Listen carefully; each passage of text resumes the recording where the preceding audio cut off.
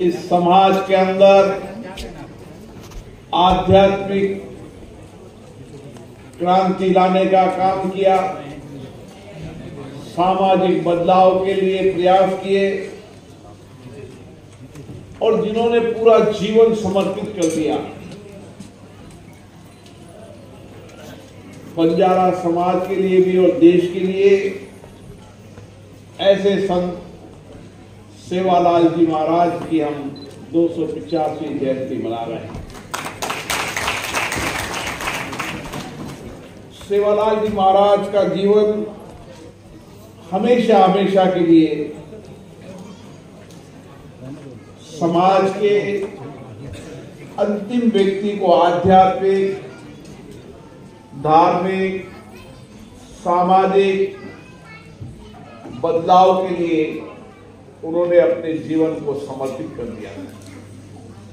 उस समय की कठिन परिस्थितियों के अंदर भी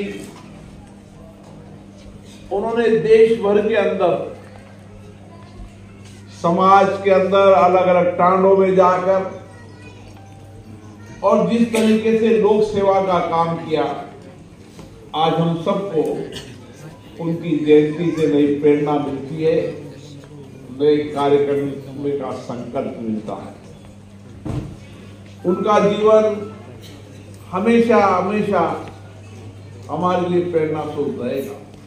उन्होंने उस समय व्यक्तित्व विकास के साथ साथ किस तरीके से आयुर्वेद पर काम किया, जड़ी बूटियों पे काम किया, प्राकृतिक चिकित्सा पे काम किया और उसके साथ साथ उन्होंने दूर दराज के बंजारे समाज के लोगों को एक साथ आध्यात्मिक और उस समय जब भयंकर सामाजिक कुरीतियां थी, उस समय उन्होंने सामाजिक कुरीतियों को खत्म करके और एक शिक्षित संस्कारित समाज बनाने के लिए उनका योगदान हमेशा हमको प्रेरणा देता रहेगा।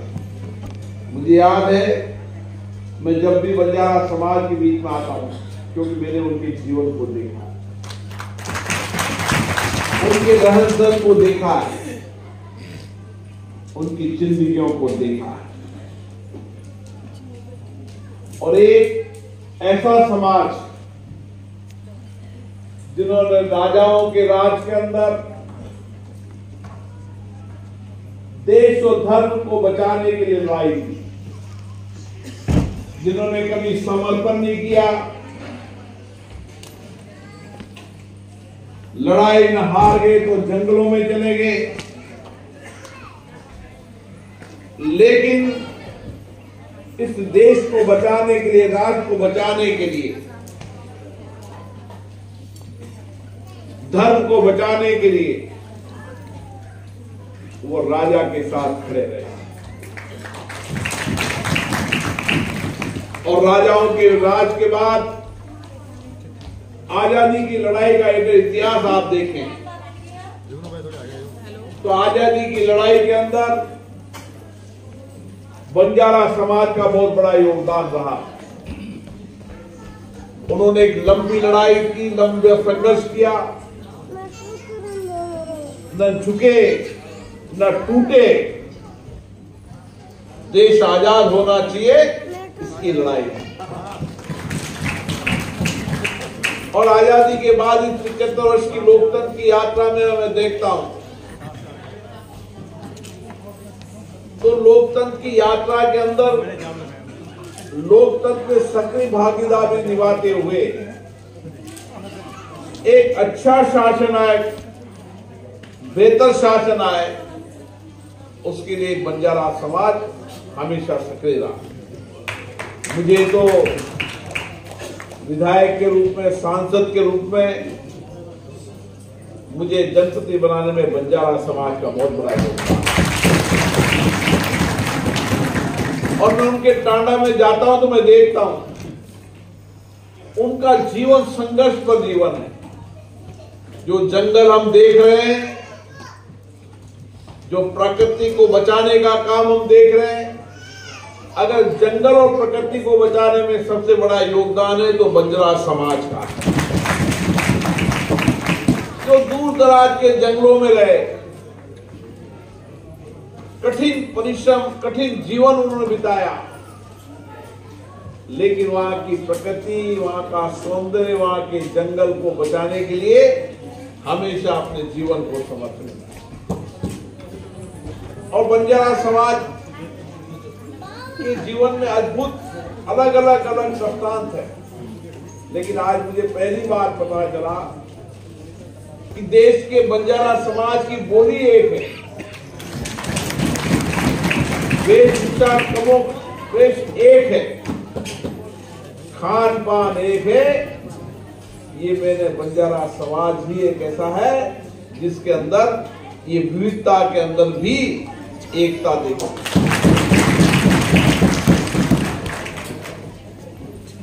अब बंजारा समाज के अंदर एक नई युग की शुरुआत होना चाहिए। हम सबको मिलकर प्रयास करना चाहिए कि हम बंजारा समाज के अंदर एक शिक्षित संस्कारित पीढ़ी को तैयार करने का काम करें। हमारे बीच में उमेश यादव जी बैठे हैं। अभी लोकसभा के अंदर एक प्रश्न था, उन्होंने किस समय बंजारा समाज के जीवन दर्शन और अलग अलग उनके रिजर्वेशन के बारे में डिटेल में सवाल उठाया। प्रश्न था, लेकिन सवाल लंबा करने से मैंने कहा भी सही है, प्रश्नकाल है, लेकिन उन्होंने पूरा बंजारा समाज किस तरीके से किन कठिन परिश्रमों में से गुजरता है, कितना उनका संघर्ष है, सही बताया मुझे नायक जी ने। मेरे यहाँ के बंजारा समाज के लोग बंबई में जाकर कंबल बेचने का काम करते हैं। एक दुर्घटना हुई, मुझे बहुत पीड़ा हुई। मैं उनके गांव में गया, टांडे में गया, बैठा और मैंने सबको कहा कि देश में कोई भी ऐसा संकट आ जाए तो संकट के समय में आपके साथ खड़ा हूं। बंजारा समाज के साथ मैं हमेशा खड़ा हूं। आपके संघर्ष के जीवन को मैंने देखा है। एक ऐसा ईमानदार समाज जो कठिन परिश्रम करता है, कठिन मेहनत करता है,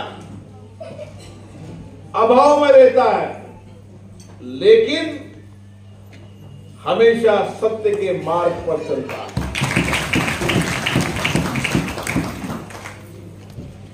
और इसीलिए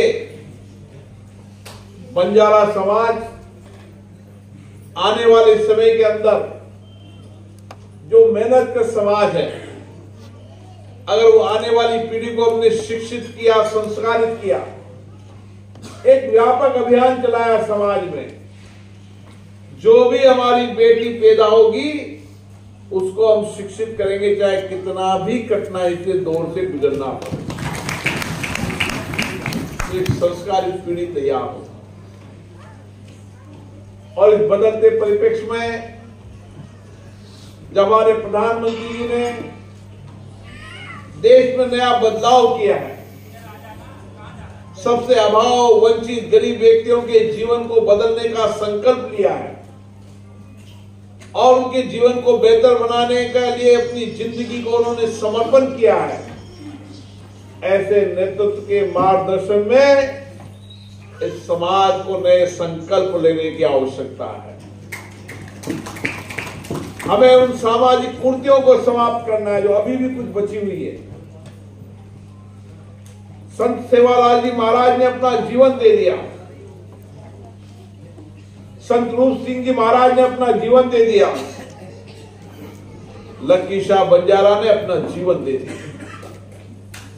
और आज हमारे बीच में कई संत बैठे हैं, सिद्धिलिंगा स्वामी जी महाराज, सरदार सेवालाल जी महाराज, कई संतों को मैं प्रणाम करता हूं जो आज समाज के अंदर सामाजिक सांस्कृतिक पुनः जागरण के लिए लगे हुए हैं। ये समय देश में सांस्कृतिक आध्यात्मिक पुनः जागरण का समय है और इसीलिए मुझे खुशी है कि महाराष्ट्र सरकार के मंत्री संजय जी ने बंजारों की देवी पोहरा देवी में संत सेवालाल महाराज की पुण्य समाधि स्थल को आपने देखा। 700 करोड़ की अधिक लागत से इस आध्यात्मिक और पावन भूमि पर लोग श्रद्धा से आए, देवी मां का आशीर्वाद लें, संत सेवालाल जी के जीवन से प्रेरणा लें। और इसीलिए अभी संजय राठौड़ जी के मृत्यु भी है, हमारे भी मित्र शंकर कुमार की उनकी जीवन पर उन्होंने किताब लिखी है। ये किताब हर नौजवान को प्रेरणा देगी, किस तरीके से तेलंगाना से चले, कठिन परिस्थितियों के अंदर चाय बेची, कठिन परिस्थितियों में जीवन गुजारा, और आज एक नया आर्थिक सामाजिक ढांचा खड़ा करने के युग को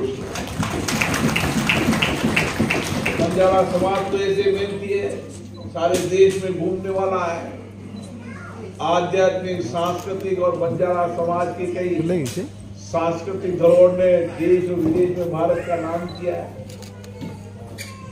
इसलिए मेरा आपसे एक ही आग्रह है कि हमारा जीवन कठिन परिश्रम से गुजरने वाला जीवन है। हमारे दादा दादी पिताजियों ने कठिन परिश्रम के जीवन को आप दिया। अब समय आ गया बदलाव का। शिक्षा समाज में बदलाव करती है, जीवन में बदलाव करती है, समाज व्यक्तित्व का निर्माण करती है। हम अच्छी शिक्षा के साथ आगे बढ़े, हम हमारे नौजवानों को टेक्नोलॉजी की नई शिक्षा दें, बदलते युग के अनुसार शिक्षा दें, और एक ऐसे शिक्षित समाज की ओर बढ़े कि समाज के हजारों बच्चे जब आगे पढ़ेंगे तो पीढ़ियां आगे बढ़ेगी। मुझे याद है कि आप अभी भी जिन टांडों में रहते हैं दूर तक स्कूल नहीं होता। एक दिन मैं, उमेश जी तो मेरे इलाके में आए,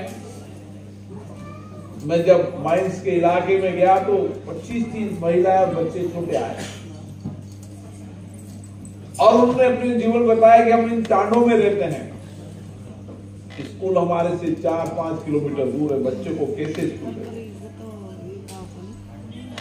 मैंने उस दिन तय किया कि ऐसे टांडे में जहां भी आवश्यकता होगी वहां स्कूल खोलेंगे।